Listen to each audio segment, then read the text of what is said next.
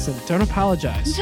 How dare you? I will always apologize. Never. I need more rum. I feel sad. I'm kidding, but I am going to get more rum because it's Monday and fuck everything.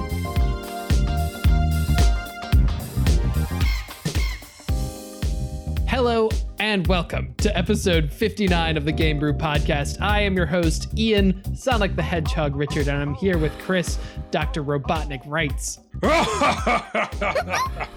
Perfect. And Allison, Knuckles the Echidna Vandevender. Do you know the way?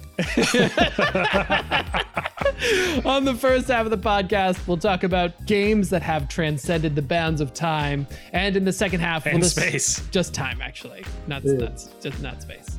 And in the second half, we'll discuss the manipulation of time as a game mechanic. But first, it's time for a beer. I see what you did there. What did I do there? I don't get it. Because it's time for a beer, because it's all about time. Chris, what are we drinking this week? You know, shit we keep going back to, probably. Shit we keep going back to, because time, get it? We're returning again and again. It's like What are you drinking? Groundhog Day, except beer. Beer hog day? Beer? Yeah, that would be okay, I think. I mean, because then you wouldn't get a hangover. You could just drink. But then you would turn back to the day before. And then you wouldn't be hungover. It'd be kind of cool. That is a really great side effect of the Groundhog Day effect that I did not even think about. You're welcome. That's what I think about all day long. So I'm drinking the Leinenkugel's Summer Shandy. Yeah. Which I'm just taking a sip of here. Is so ridiculously refreshing. It's like if Sprite and beer had a child. Oh. Well, that is what a shandy is. Is it? Yeah. I didn't know that. It's basically like lemonade mixed with beer. Oh, interesting. In Germany, they call them Radlers. Radlers? Mm-hmm. That makes them sound much more hardcore than they actually. Like if I hear Radler, I'm like, Radler. I'm thinking about like a grunge boy with like a cut off, one of those jean jackets with cut off arms. You know what I mean? Mm-hmm, mm-hmm. Also known as or a like vest. some gang from Fallout or something. Yeah. Kind of like the Tunnel Snakes, but the Radlers. The Radlers. But this is... Tunnel Snakes rule, by the way. This is very tame. And the reason I keep coming back to it is because it is so like approachable, especially in the summers. This is like my summer party beer. If you invite me to a party in the summer and you're like, everybody should bring something. And other people are like, oh, I'm going to make a cake or I'm going to bring a nice tomato salad. I'm Bringing Leinenkugel Summer Shandy. Can I relate that to like what I would drink since I can't have that? Is it anything like a Moscow Mule? Kind of? A little bit in that it has carbonation. Like that's like a really refreshing and it's like lemony drink. A little bit. Yeah. Okay. I was just wondering. Yeah, kind of. I can see it. I mean, it's not as like gingery. Sure. So what are you drinking, Allison? I'm drinking rum. That is a very broad category of things. Well, that is a classic. You're right. Is it Kraken or is it? It is Kraken, which is my return to every time. Like that's my classic. So it's timeless. And we all know Allison does it with rum. So it just Krakens are timeless. Yes, and it's just my favorite. And it's just a Kraken and Dr. Pepper right now. So just a feel good drink for me that I can sip and enjoy, or pound and forget tomorrow. But this will be a sip and enjoy, so I remember how to do a podcast. So I remember how to podcast. Yes. And Chris, what did you bring to the timeless table this week? So whenever I go to the liquor store, I usually kind of look around and look for something I don't always have or have never tried. And the best way to do that is with variety packs. So my classic beer is a whole bunch of different beers. So you have to drink them all. Oh, man. Yes. So this variety pack actually is from 21st Amendment, which I believe is located in DC. But one of their classic beers is Hell or High Watermelon. Oh, Hell or I High like that Watermelon name. is really good. Yeah, it's a watermelon wheat beer. It's good. It's refreshing. Wheat beers are funny. If you think of a wheat beer by itself, I don't expect it to pair super well with like fruity flavors, but they all do. I mean, yeah, like the classic wheat beer is Blue Moon. Blue Moon, Yeah. which I've just found out was like started at the Rockies baseball stadium at Coors Field. Really? Yes. And it was originally brewed by Coors. And I guess it still is. But it was like originally started there and it got very popular. Well, there you go. Some game brew facts. Game brew facts. Yep. That's actually a fact. Dang. We're messing up here. We're getting better? Are we? Yeah, and I learned that when I was out there. That's where I was away for a long time. Oh, that's fun. And so it's a watermelon. Like, I find watermelon can go really bad, like that really artificially watermelon. Does it taste like that or?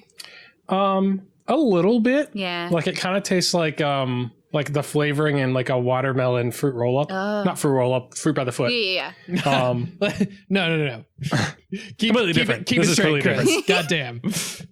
Yeah, no, it tastes like a fruit by the foot watermelon type flavor, but it's not too heavy handed and it's not very sweet. Good. It just kind of gives a nice flavor. Yeah, because watermelon's like a light flavor, really. So if it's that super overpowering, I don't like it. So that's good. Yeah, no, I'd agree. If it was too much, I probably wouldn't like it. Very cool.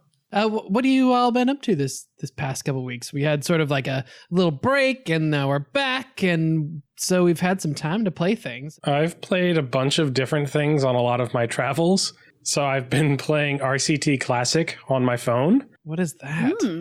So it's basically like Roller Coaster Tycoon 1 and 2. What? And you can play it on your phone. And I found that since I've gotten a new phone, I got a Pixel 3 XL. Nice. And it's bigger. And so I found that I enjoy playing games on it a lot more. Also, the battery life isn't terrible, which also helps there. But I mean, it's Roller Coaster Tycoon on your phone, which is great. But it's also led me to play a bunch of different games and kind of getting back into the Room series, which I've talked about briefly before. Yeah. I think I played the Room 2 earlier this year. You did. But then during the Steam sale and during my travels, I've played the Room 3 and the Room Old Sins. Is that like the Room 4? Basically, but it's phone only. It's not on Steam. Okay. But I mean, they're kind of continuing the same story, and there's kind of like a kind of horror / occult kind of Lovecraftian undertones to it. Yeah. So that's kind of really interesting, and that kind of like goes throughout the whole series. God, I need to play that desperately. I remember playing the first one and being like thinking that there was a really cool setup for sort of a background story, and then it not really being followed through in the second game. So I'm glad that it seems the third one is much better. It's also twice as long as the second one. Okay. It's basically longer than the first and second one combined. Oh, wow. Same with the one on your phone. So they're both 5 hours long. I'm definitely going to have to pick those up then because they're pretty fun. Yeah. I don't really get into those games, but I've been really into them recently. It also got me to pick up another one called The House of Da Vinci. Ooh. Which similar kind of gameplay mechanics, but themed around going through Da Vinci's house. Okay. So yeah, I've been enjoying those. I completed all 3. Wow. As well as before I went on my trip, I did finish Assassin's Creed Origins. So oh my God, you've been busy. Lots of dings right there. Yeah, that was just like a cha-ching, cha-ching, cha-ching. That was like a slot machine. What just happened?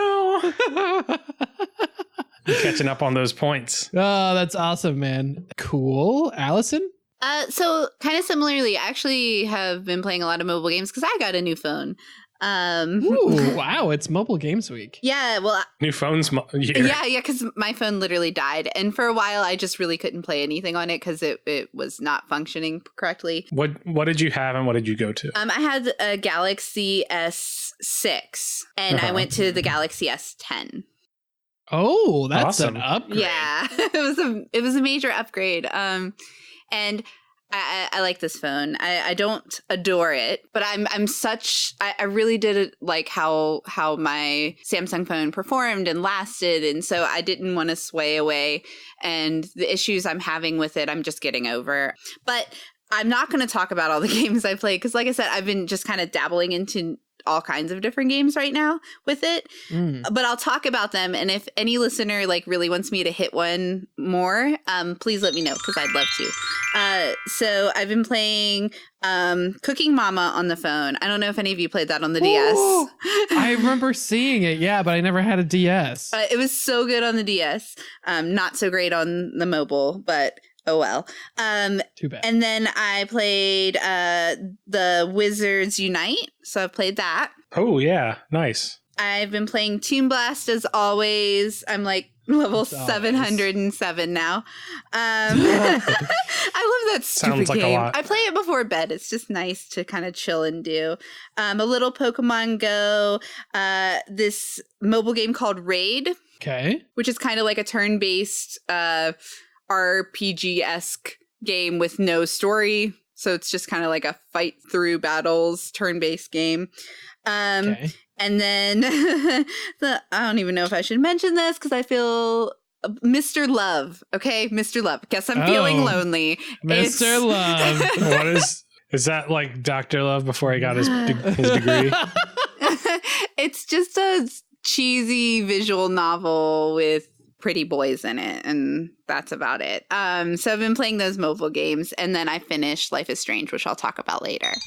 If anyone is going to hate on Allison for Mr. Love, you back the heck off. Because she deserves better. And she deserves Mr. Love. I've played better mobile messenger games. Mystic Messenger, for one, was really good. What is a messenger game? Like they're the same thing as a visual novel on the computer, just on your phone. So Mystic Messenger is like top tier probably of those for me. And this game is not that good. It's okay, but it's not that good. Is the format of Mr. Love, which I just really need to dig into for a second now, is the format of Mr. Love that you're having sort of like text conversations with people, or is it not that? Yes, but not as much as in Mystic Messenger. So if you're looking for a game like that, Mystic Messenger was all about that. That was one of the, I'd say not necessarily the first, but the one that did it best, where the guys literally will message you during the day and just be like, "Hey, beautiful, what are you doing?" Or I'd love to see you later. Or, just like, I don't know. It's so stupid. It really is. But it's just like this little perk up of like, aw. And these are like non-threatening, unreal people. So you don't. They can't send you unsolicited dick pics, is what you're saying. Like, which is so nice. But if they did. If they did, it'd be a touch of realism. I didn't uninstall that game real fast because that's as soon as fake men send me dick pics, I'm out. Like that's a scary level of AI I don't need in my life. I'm actually surprised that the male AI hasn't gone rogue yet and figured out how to do that. Right, that's when it becomes sentient and we're getting too weird and I'm done. And this is how Terminator is born. Exactly. Oh man, that's awesome. Yes. Okay. So, Mr. Love. Mr. Love. But you kind of talk shit about Mr. Love. Would you recommend it, or it's just kind of like I would. Like it's very surface level. Like it's just kind of very cut and dry. You have a few guys and you go through their stories, and the characters' personalities are really extra, like which is true in a lot of these games where it's like you have very set types, where you have a very like dominating guy who's more like pushy in the like right like the I'll throw you down and kiss you kind of way. And then you have I will mildly abuse you and then show you affection. Exactly. And then like you have, your brooding, quiet types. And, it's very basic. It's not that it's bad. The art is good. Like it's fine. It's just very basic is all. So I finally picked up Slay the Spire. I've been not buying this game because I was worried about becoming addicted to it. Mm-hmm. And it's really fucking good. I'm going to be playing this game for a long time. I can tell already. What is it? It's okay. So Slay the Spire is a roguelike deck building game. Okay. So basically it's your dude versus like a monster or something. And you have a hand of cards and you play your cards to defeat the monster. And then you move up to the next level. And every time you defeat a monster, you get some kind of modifier on the game. Oh. So let's say monster 1, I kill monster 1, and then I get a special thing that means that I regenerate 6 health every battle. Okay. So now I regenerate 6 health every battle. And then the next time I kill a monster and the thing I get says that whenever I kill a monster, I gain such and such max health. So I sort of have the beginning of like a vampire build where I can sort of like kill monsters and take their health from them and like get super tanky by just having a bunch of health. And so then what you do is you select cards in your deck that play to the strengths of the random changes that happen to happen. That's interesting. It's really, really good and really, really like the gameplay is so well done. The cards are super fun. The different character classes are really different. So you actually feel like you're kind of changing things up. And then within that, there's 1,000 things that can happen in any given run. It reminds me a lot, like the item system reminds me a lot of the Binding of Isaac. If either of you have ever played that game at all? I haven't. I have not. Okay. Well, it's like Binding of Isaac is like, do you know the dungeons from old school Zeldas where it's like top down rooms? Mm-hmm. Yeah. It's that, and it's all like combat and action inside of that, but you get like random buffs and debuffs, and you just get so many of them that your character turns into like this crazy, like demon head tossing thing. It's Wow. really weird, but it's also a really great roguelike. A really great combat dungeon roguelike. It's really cool. But the items in that game work really similarly to the items in Slay the Spire, where each one fundamentally tweaks your game in a small way. And combined, they tweak your game in a ridiculous way. So no 2 runs are ever the same. That's so interesting. It's really cool. We'll have to, I want to do like a let's play with Slay the Spire. I mean, it's kind of a cult game on Steam now, and it has been for a long time. So I'm glad it's on. I bought it on Switch though, and it works fabulously on the Switch. It's really wonderful. How much was it? It was more expensive than I wanted it to be because it's on Switch. I think it was $25. But it's great for an airplane ride because it doesn't require internet to do anything, and you can just sit there and do it and do it and do it. That's fair. Yeah. And I also have been playing a little bit of the Swords of Ditto, which is, speaking of Zelda games, it's sort of like it's a roguelike take on Zelda combat. And it's all right. Honestly, it's fine. It's not great. Sure.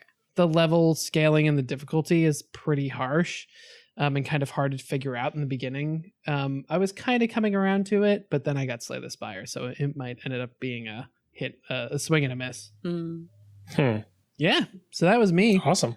Yeah, those are some good ones. There's some good stuff going on. Oh, and the Cadence of Hyrule, which is just so much fun. Good. You like it? Did you play Crypt of the Necrodancer? I played a little bit of Crypt of the Necrodancer, maybe like 4 or 6 hours, something like that. Not a whole lot of time. But what's the premise, just for everyone to... Okay, sure. So Crypt of the Necrodancer and Cadence of Hyrule are both rhythm games, and they're rhythm dungeon crawlers. So a song's playing in the background on each, and then there's a different song for each dungeon level, and you have to move and attack in time with the beat. So like... I'm trying to think. The song that's coming to mind is a Tetris song, so it's fine. So like, so you would have to move to the beat. So it'd be like move, move, move, move, attack, attack, and move, move, and attack. Ooh. You have to like stay with it. And all the enemies do the same. So there's sort of this like, it almost feels like speed chess, where they're moving and you're moving in time, and you're kind of trying to arrange it so their attacks miss, but your attacks hit. Mm-hmm. And it's really fun gameplay. It's pretty challenging too. And so what Cadence of Hyrule is it's Crypt of the Necrodancer, which was the original game, but it's basically like a Zelda skin and a bunch of different like Zelda items and Legend of Zelda characters are in are part of that game. So you're like in a Zelda type world. There's like your health is displayed in hearts, and you can keep items as you go through, and you get like stereotypical Legend of Zelda items. It's really neat. And you can play as Link or as Zelda, which is also a nice touch. That is cool. Yeah, Katie got it actually before we left for Denver, and she's been playing it some. And it's kind of got a learning curve. I mean, it's definitely, it has like those roguelike elements, and I know she's been getting a little frustrated with it, just like having to start from the beginning every time. Yeah, I can see that. The funny thing is, it's actually a little more forgiving than Crypt of the Necrodancer, believe it or not. which will mess you up. It's not like you need to put yourself in this game is difficult frame of mind before you play it, but it is fun. Yeah. So today's episode is all about time.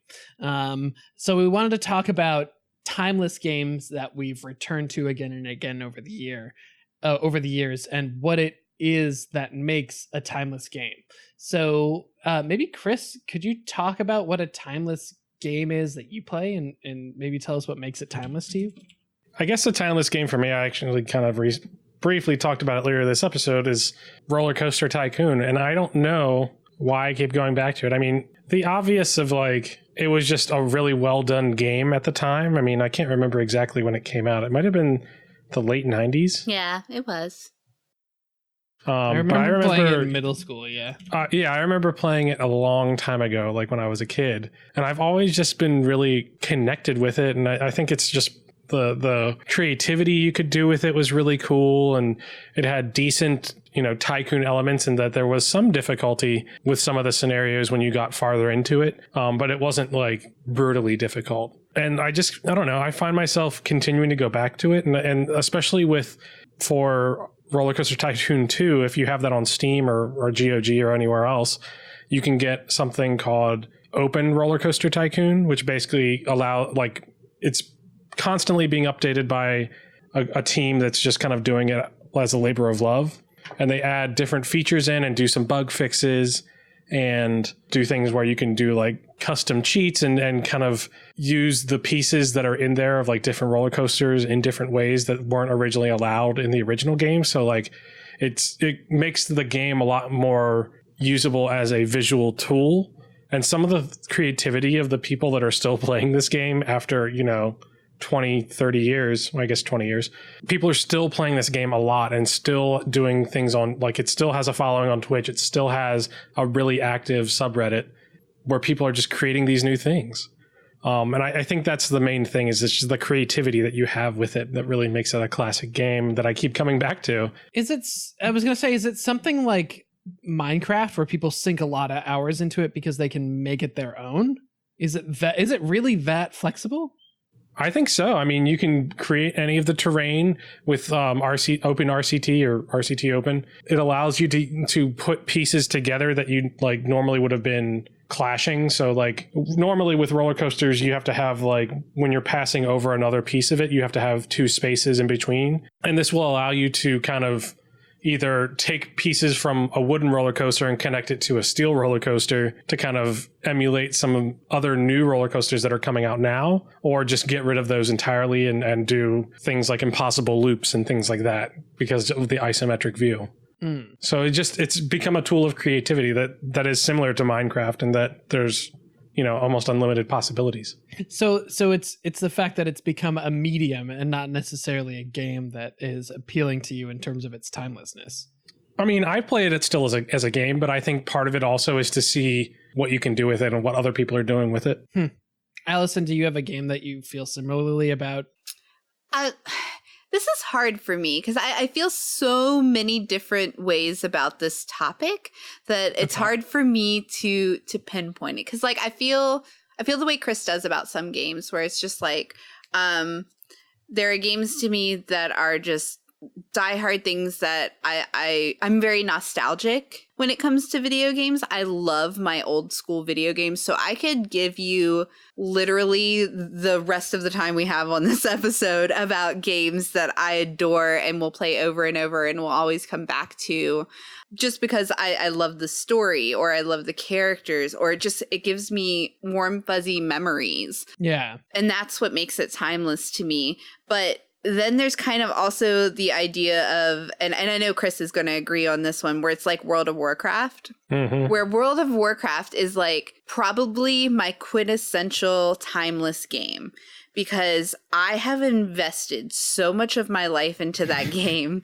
and it started at such a young age comparatively to other games.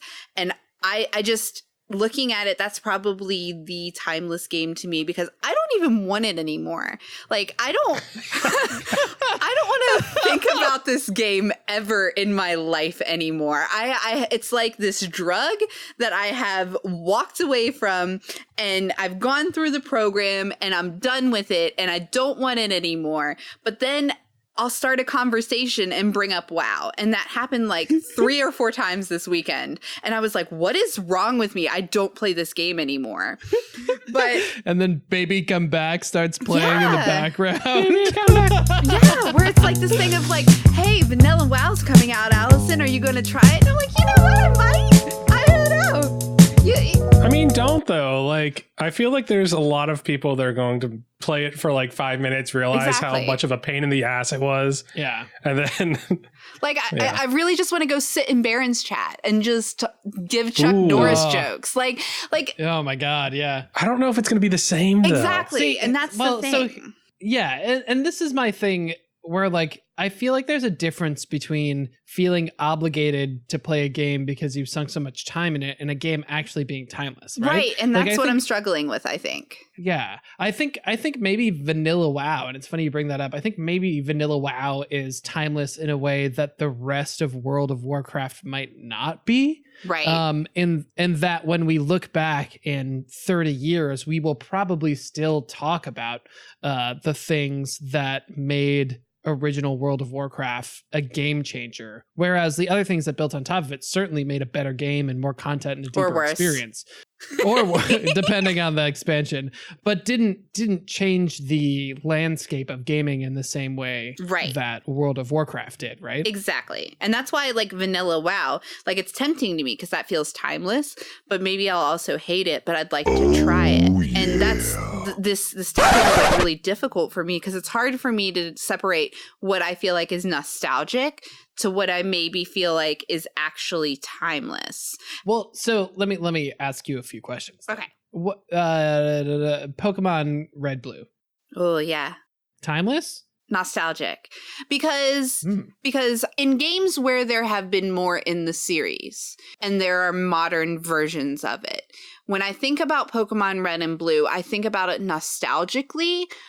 And yes, maybe it's timeless, but there have been so many updates to that game and that series that it's just more like an adaptive series to me rather than a timeless series. So Super Metroid, timeless or nostalgic? Ooh, timeless. Timeless. That one's timeless, yes. But you're saying, sorry, to Allison's point, you're saying that it's allowed to be timeless because there haven't been significant 2D Metroid games in forever. Right. And no, but there's been significant 2D Metroidvanias. Sure, but not games in the Metroid series that have been 2D. Right. So Metroid Fusion. So like that one for me, like there's genre defining games, sure. Or there's a series that is impactful to me. But when I think about like Pokemon Red and Blue, I think about the nostalgia of it. But there are other versions of it I think are better. And it keeps changing and getting better in some ways and worse in others. But I mean, like that whole series is a whole to me because of that, I guess. I can't think of the first one as timeless. Going into this, I was actually wondering if iteration could possibly help to make a game timeless. It can hurt it. But that's Allison's changed my opinion. I feel like iteration is making games relevant again and therefore not so timeless, right? Yeah. Like an example being Doom, where Doom prior to recent Doom being released, like OG Doom prior to recent Doom being released felt very much like a game that has existed and will always exist because it was old and also had this really incredibly strong following and was such a classic. And then re-release of Doom happened and now Doom is a thing again and it doesn't feel timeless because it's so grounded in our current experience. And also the new one was fucking awesome. And yeah, it was great. Right. And that's kind of how I feel about this specific idea is there are things that I want to talk about that are more nostalgic. then timeless maybe. And they're not timeless to me because they have modern versions that have updated. Like, for instance, Final Fantasy. Love my Final Fantasy, right? Oof. And then I would say that 7 is not timeless. 7 is not timeless. We're going to have a fight. Have you seen those muscles on Cloud? Dude, those clouds are, those muscles are not timeless. They're terrible looking, and you should recognize that. No, man, they're bubbles. No one has muscles like that. It looks bad. That's what he looked like. I don't know. I think that's kind of... Yeah, but that's what he looked like. The thing is... Not in the cutscenes. Not in the cutscenes. Well, that's the thing about Final Fantasy VII is that we look back, and honestly, first of all, we're like, ugh, look at that. It looks so blocky and weird. But honestly, blocky and weird like that, I guarantee you in 5 or 10 years, that's going to be the like 32-bit, 16-bit renaissance that we've seen. We already had that. That was Minecraft. Well, but that's what I'm saying. So like it hasn't quite happened yet. There was like a little blip, but that's coming, dude. People are going to want to see games with like big, blocky, ugly polygons. Yes. No, it's not. And here's why, is because they were trying in that era to get to a graphic fidelity of what we have now too early. And that's why it looks bad. If you look at games that came out the same year, like, or maybe a year even later or earlier or something like that, Castlevania the Symphony of the Night, Castlevania Symphony of the Night looks much better because it's 2D, but it's a high fidelity 2D game. And things are still emulating that style. I mean, maybe, but that's kind of a tangent from the timelessness of it. That's kind of a whole nother topic to me, is like those kinds of things. But but I think that prevents it being timeless because it feels old. It's like watching a movie. It's like watching a sci-fi movie from the 70s that's not Star Wars. But I would consider some of those timeless. So I think that's where it's so relative, this whole idea. But it's hokey. It looks and feels hokey. But that doesn't bother me. Some people would say it's like in Indiana Jones, at the end of Indiana Jones, where the Ark melts their faces off. It looks terrible now, but like back then it looked awesome, and now it just kind of looks funny. So for me, and this is where I'll kind of like explain the whole Final Fantasy thing. Final Fantasy VII would have been timeless to me had they not come out with Advent Children, had they not come out with this new remastered version they're working on, had they not, all of this stuff extra with Final Fantasy VII has made it just a part of current culture and a remake and redos and side stories. And so it's not timeless anymore. Whereas I would call 8 timeless for me.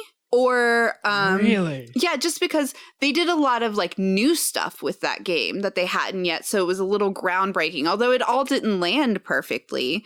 And the story was really good in that one. And there was a lot to it. Or the music was great. Right. The music was great.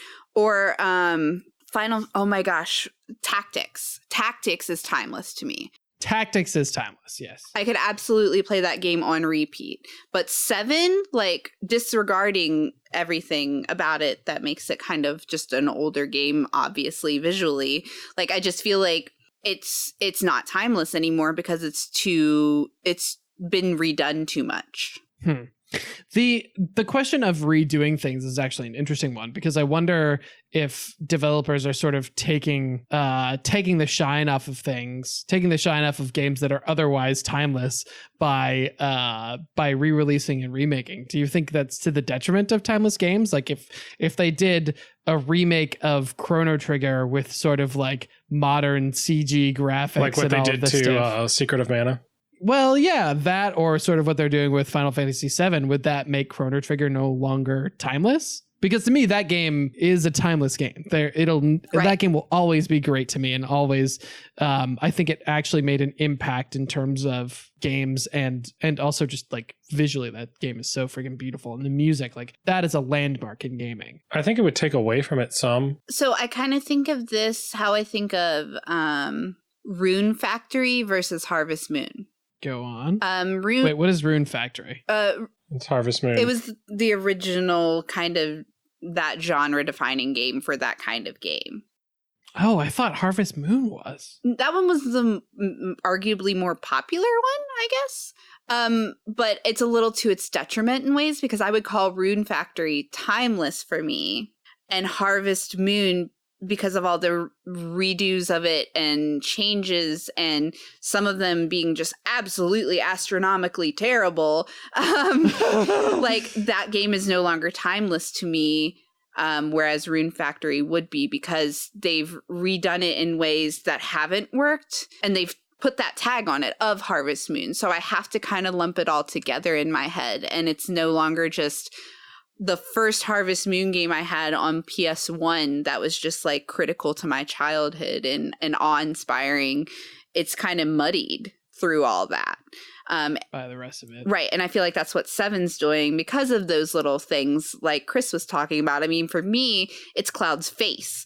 Like, it's so off, and his hair is so off from what I saw in the original game / what I wanted it to be. And it was better in Advent Children, you know, and they've kind of redone the visual, and now they're redoing it again, but poorly for me, that it's muddying the whole game, which is silly because this is a great game. That's interesting. I've actually not paid a lot of attention to the Final Fantasy VII remake stuff, and now I'm like a little afraid of paying too much attention to it, because I have a very closely held love of Final Fantasy VII. Right.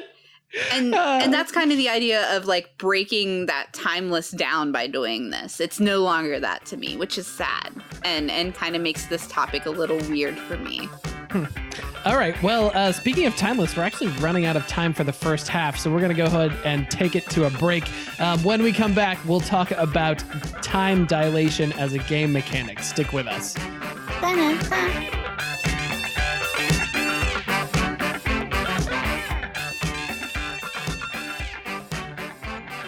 Hi, everybody. Ian here from the Game Brew Podcast. Just wanted to drop in to say I hope everybody's having a great summer so far, and to say thank you so much for listening to the show. It takes a lot of work to make this podcast, and knowing that you are listening to it makes it all worth it. If you want to support us, the best way to do that is to spread the Game Brew love by sharing us on Facebook, Instagram, and Twitter, and by letting your friends know that there is such a great podcast out there. You can also sign up for Humble Bundle, which we talk about all the time and which is super great, using the link bit.ly/GameBrew. You can send us topic ideas. You can join our Discord at bit.ly/discobrew. Come hang out, spend some time with us. And then finally, if you want, you can leave us a review on iTunes or wherever you get your podcasts, and that's super helpful too. All right, enjoy the rest of the podcast. Enjoy the rest of your summer. And here's the second half.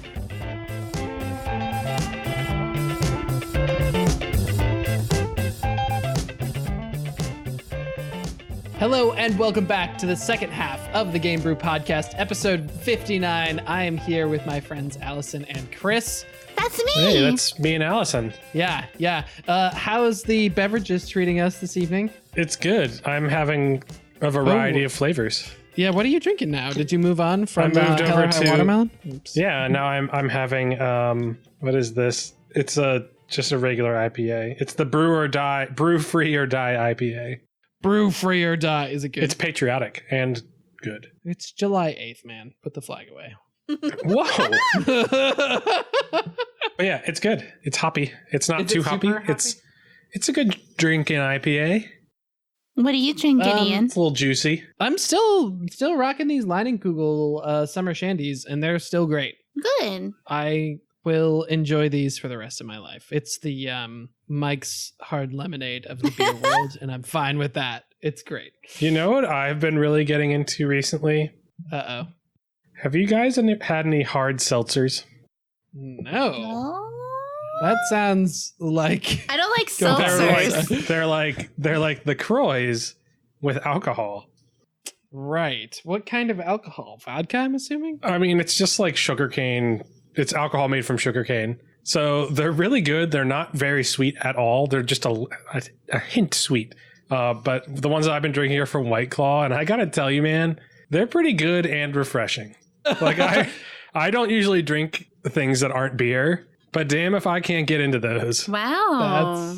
That's really great. I really like the mango ones. So I think LaCroix tastes like canned hairspray. It's like, I love LaCroix. I can't do it. So yeah, I think I'd hate that. So I've been trying. Well, they're a little sweeter than LaCroix. Okay, at MagFest, I'll bring some White Claws. Ugh, okay. And you're going to like them. I'm scared, but okay.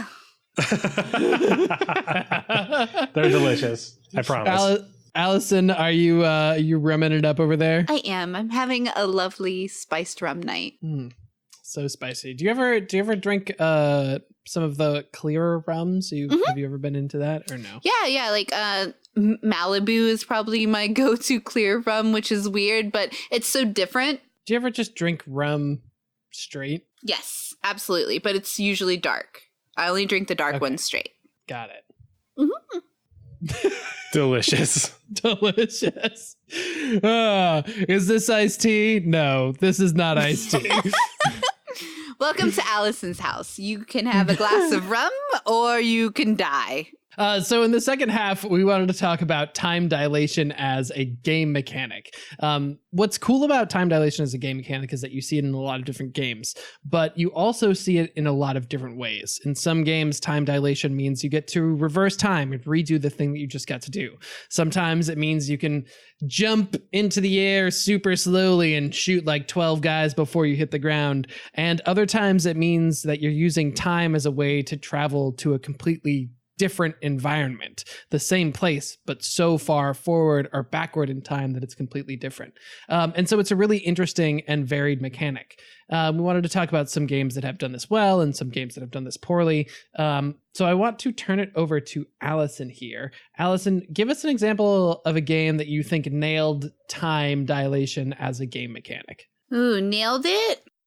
Yeah. I don't know. I have trouble with that because I feel like most games don't nail it. So we should probably go to Chris for this first.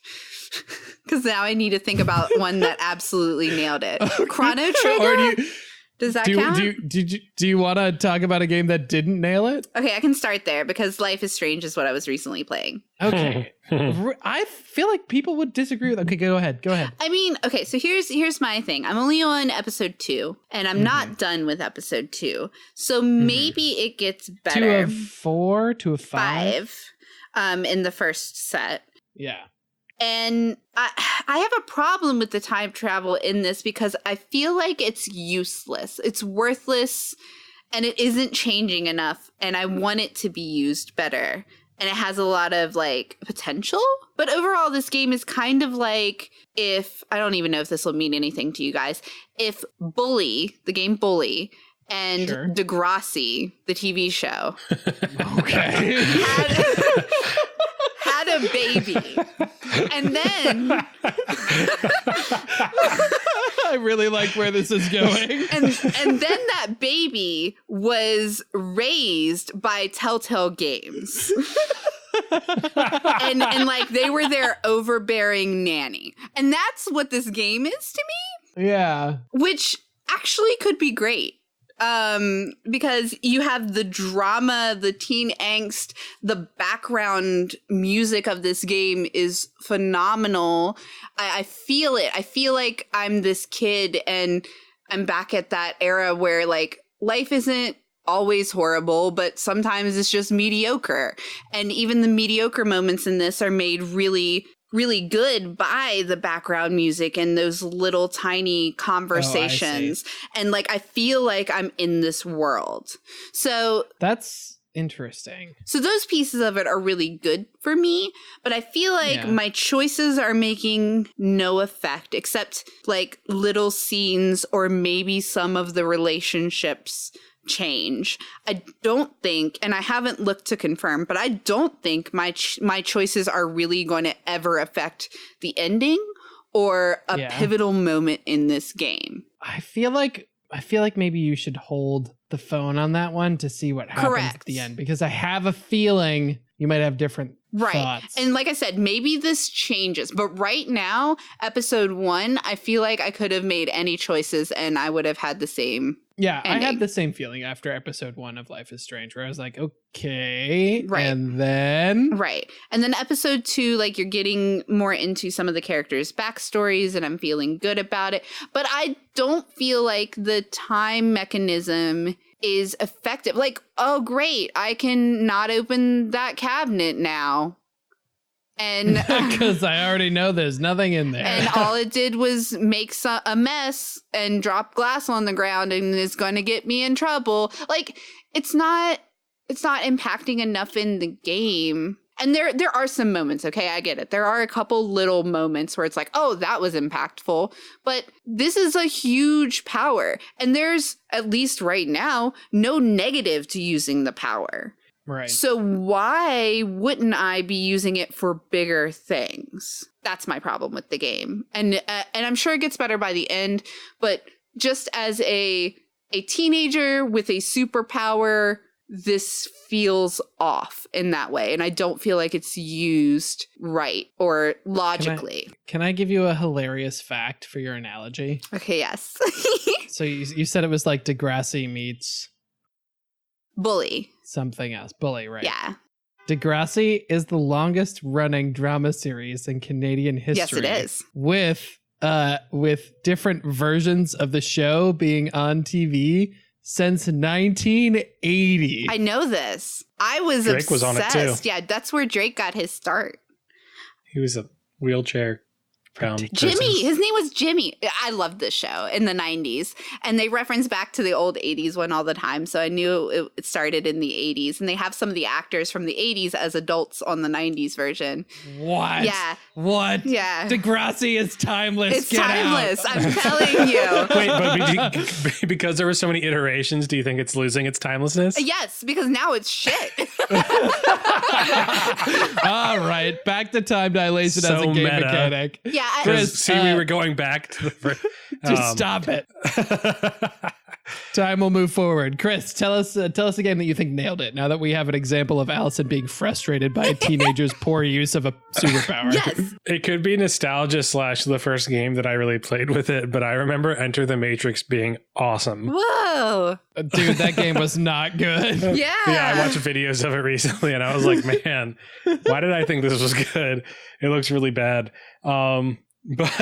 But I do remember that being like the first game where time dilation was kind of a thing. Though I guess Max Payne was probably out before then. But no, that one kind of stood out for me in my head. But then obviously Ocarina of Time, which we've, kind of beaten to a pulp here, does some really cool things, especially with like, the magic beans that you can plant as a child. And when you grow up, you can ride these magic platforms. Just things like that are pretty small, but like, I feel like they really highlight what you can do with time. Like, as far as changing the environment from one place to another. And I thought that was kind of like an early representation of what you could do with time dilation like that. I think Day of the Tentacle is another really good example of this. Have you guys played this game? No, but this sounds like an anime that is too old for our listeners to watch. It is not.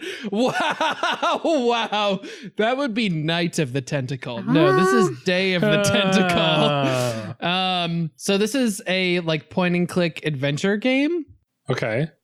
And I've been into those recently, kind of. Yeah. Basically, you control a couple of different characters in a couple of different timelines. And what you change in one changes in the other timelines. And it's like super goofy and it doesn't make a lot of sense. Like I remember, I feel like at some point you have to put something in the dryer and the dryer stays on for like a really long time. And then you pull the thing out. It's just like a roasted lump afterwards. You know what I mean? Mm-hmm. And you need the roasted lump for something. Mm-hmm. But it had a bunch of goofy mechanics like that where like it would flip back and forth in time, sort of like Ocarina actually, and different items would be different in different time periods. Okay. But I've also seen, so there are a couple of things. I want to call out Titanfall 2 as an example of a game that really nailed time dilation as a game mechanic. The single player version of that game toward the end has a mission that is just incredible in terms of time. So what it does is it you get this little thing that's like a switch, and when you flip the switch you go back like I don't think it's that far. I think it's like 20 years or something, but you stay in the exact same place. So what they do is they use it as like a combat platforming thing though. It's not like a story thing. It's not really an environment thing. It's more like you're like flip time and like a wall that's there is no longer there, or like enemies that are there are no longer there in this particular place, but they might be in a different arrangement. Is this Is this only in the campaign, I'm guessing? Yeah, it's only in the campaign, but it is so good. If you haven't played the campaign in Titanfall 2, I urge you strongly to go do so. It is incredible. One of the best first-person shooter levels I've ever played. Wow. Which is funny because there was no campaign to the first one. Right, that is absolutely true. And they knocked it out of the park with the second one, and I feel like it sort of flew under the radar. Well, it was released like right around a Battlefield game, so.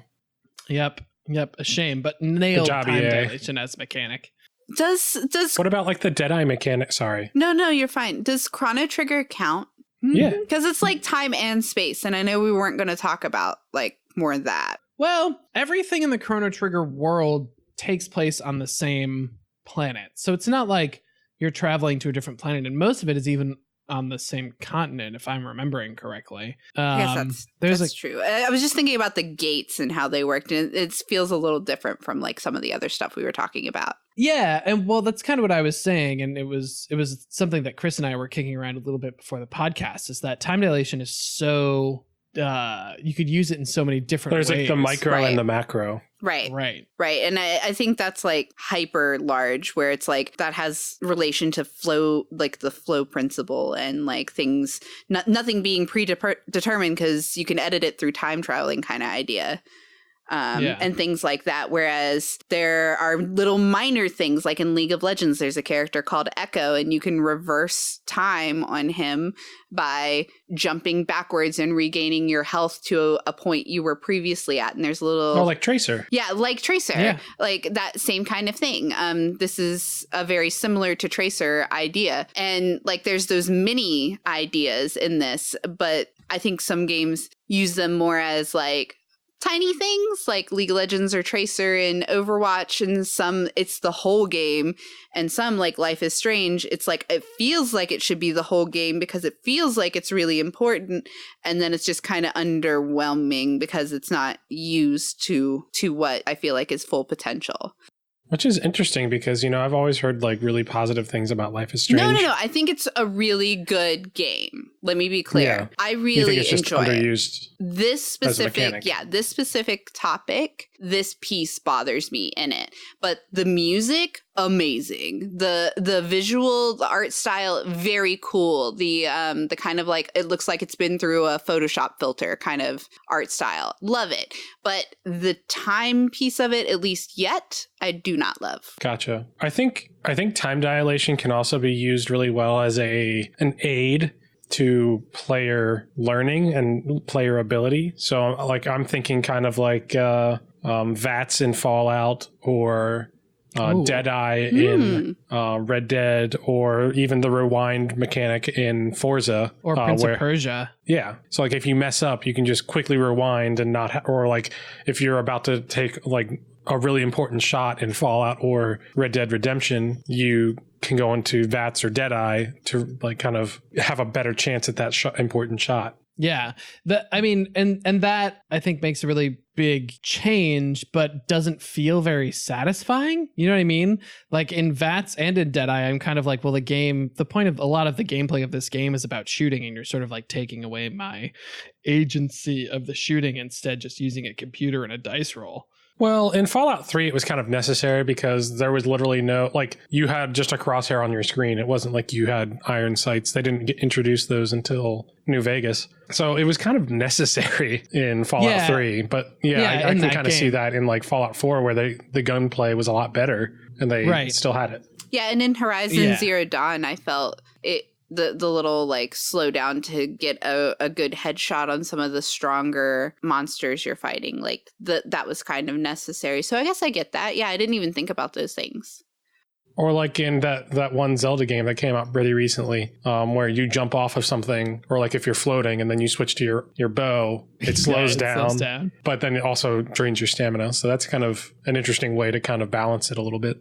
Right, and somehow that feels more meaningful than just like, okay, time is stopped. Let's see what happens here. You know what I mean? Yeah. I think actually using it the way they did in Prince of Persia: Sands of Time. Did you guys play the Prince of Persia games? I didn't. I probably should. Not all of them, but a couple. Is it timeless? No, they're not timeless. No, they're which not is ironic, good. Right? Well, yes, to an extent. But part of what was cool about them is that they were sort of like pretty challenging platforming games.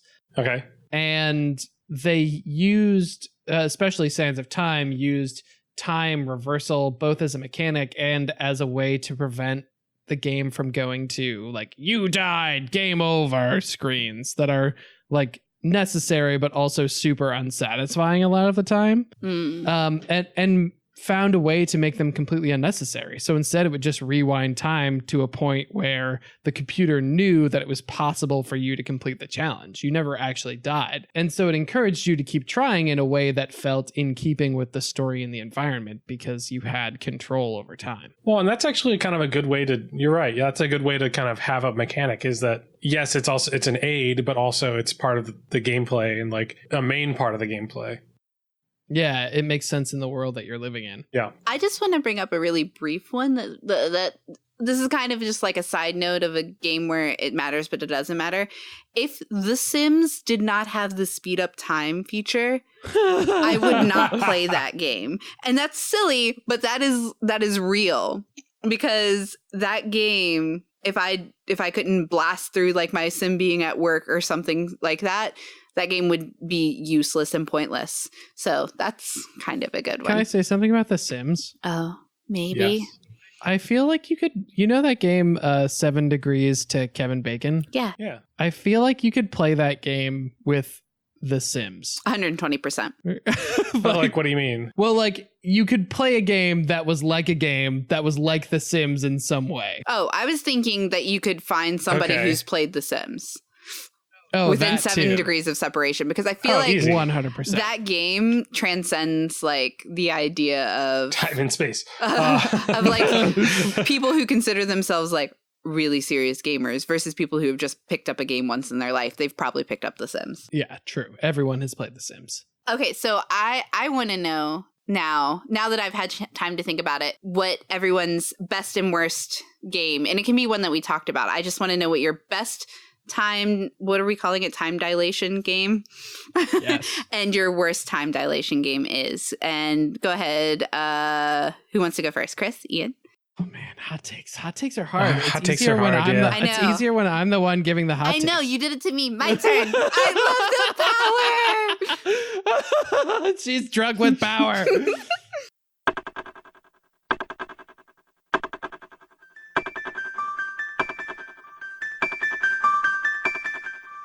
Okay, so Allison, to answer your hot take directly after you ask the question. Immediately following, yes. See, what we've done here is Allison asked the question and then we fast forwarded in time to where we are now, and I'm answering the question as if it was directly after Allison asked it. Yeah, I really am the time mistress. I have these powers. Continue. So the thing that the game that I would say didn't do time dilation well is EVE Online. EVE Online, the way you gain skills in EVE Online is you literally just set a timer and it just clicks along until you get the skill. And that to me is an incredibly dissatisfying way to earn skills, especially in a game that is so like interesting and well made as EVE. I just like having a 32-day timer is such a turn off in terms of a gameplay mechanic that I shame on that. Not shame really, but I just it doesn't feel good. I never played EVE, so I didn't know that. That's interesting. I'm glad you said that while Will wasn't here, so we didn't have a big fight. And I really think that obviously Titanfall 2, but I really think that Chrono Trigger is sort of the defining time dilation game. So I'm going to stick with that. All right, Chris. I think that WoW did a bad job with Time Warp. Mostly because I'm mad. It's the mage equivalent of a spell called Heroism or Bloodlust, depending on which side you're on, Alliance or Horde, that shamans used to have. Okay. That they gave to mages, and it's called Time Warp, and all it does is give you 30% increased attack speed, but it doesn't slow anything down. It just makes everything faster. That's not warping time. I guess it is warping time, isn't it? But it's not actually warping time. It's just making you attack faster. Incredibly locally, yeah. Also, pretty lame. I'm mad because it made me less important in raids. Okay, and what was the good one? The good one, we didn't actually talk about this, but I've only played a little bit of it. I think Ian, you've played more of it, but Dishonored did really well with time dilation. Yeah, I'm trying to remember exactly how it worked in that game, though. I'm pretty sure it was that you sort of like slipped time and moved faster than everybody else when you were using certain abilities. And then there was a bend time ability, and you could literally pluck bullets out of thin air. Yeah, that game was super great. I played some of 2. I definitely finished the first one, but I never finished the second one. It's on my long list of games to finish. Things to do. Allison, what about you, hot take giver? Okay, so I wanted to say Life is Strange, but I've already complained about that a lot. So I'm gonna kick it way back, like, ooh, I don't know, like kick 7 years ago. Oh, kick it 2010 style. So there was this game called Spider-Man: Edge of Time. Oh, yeah. And I'm going to say that one, just because if you're going to put the word time in your game, I'm going to need more than just like splitting the timeline and doing everything. Yeah. And I thought about it recently because of the new Spider-Man movie. Enter the Spider-Verse, yeah, because that did everything right with like the multiverse idea and time travel and all of that happens that game did bad. Plus, like, one of the things they did is like kind of more a spontaneous teleportation of enemies, and that was supposed to be like them time traveling to you and stuff, and that just it didn't work. Like, it really just felt like, yeah, it wasn't time. Nothing in this game was time dilation or time travel. They were just bamfing. Yeah, it took the idea of what I wanted that game to be and literally shit on it and then threw spider webs on top of that. That sounds incredibly unpleasant. Yeah, it was. So I'm gonna call that one as the booty sauce game for me. And then the booty sauce can be good though. No, booty sauce sounds bad. No, it's always bad. Nobody wants to drink a cup of booty sauce. And then my best game is also Chrono Trigger. Now that I know that qualifies for our topic, it is absolutely phenomenally the best for me. The end. Alrighty. Great. There you have it. So it shall be written. And so it shall be written. Game Brew Facts. Game Brew Facts, at least for the time being, will time travel to the future in a few weeks to still see if we can still agree with ourselves. For us tonight, though, current time us, I think that's going to be it. So say goodnight, everybody. Good night, everybody. Good night, everybody. It's time for us to go. There it is. It's about time somebody made a bad time pun. Oh, God.